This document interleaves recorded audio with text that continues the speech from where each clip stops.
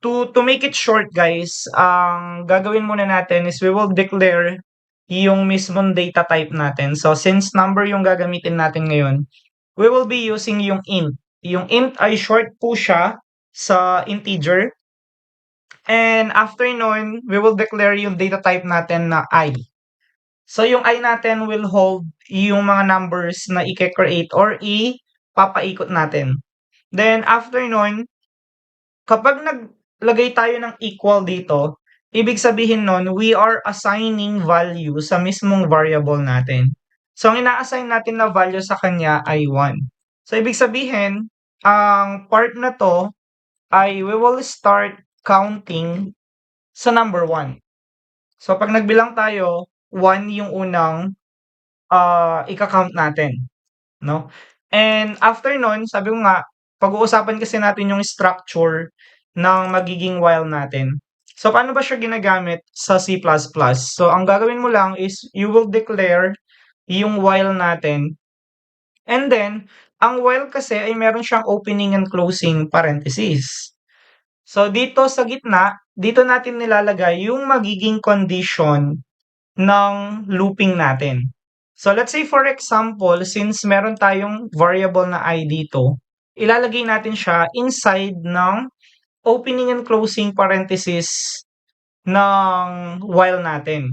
And then sabi ko nga, for condition ito. So kapag naglagay ka ng less than equal sa 5, ibig sabihin yan, ang I mo ay 1 siya. So start of counting 1, mag-e-end siya kapag nag-equal na siya into 5.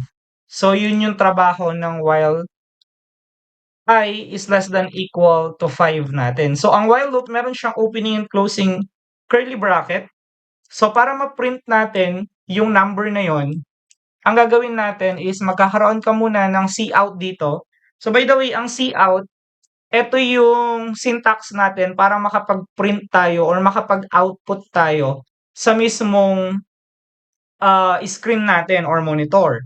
So, ang gagawin ngayon ay since ang I natin, siya yung nagka-count hanggang 5, so si I yung tatawagin natin dito.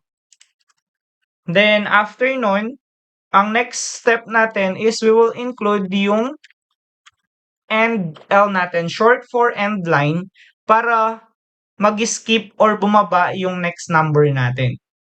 Then, kapag nirun natin yung program, ang makikita natin dito is infinite of ones. So, mapapansin nyo, infinite yan, hindi natatapos yung looping natin. So, para mag-count tayo ng 1 hanggang 5, ang gagawin mo dito, tatawagin mo ulit si I. So, I.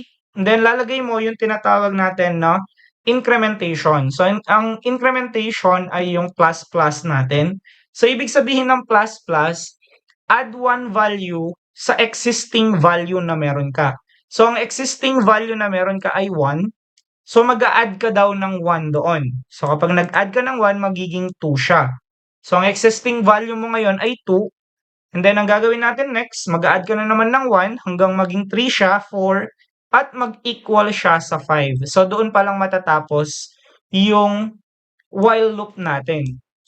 So, kapag ni-run natin ngayon yung program, ang magiging output natin is 1, 2, 3, 4, and 5.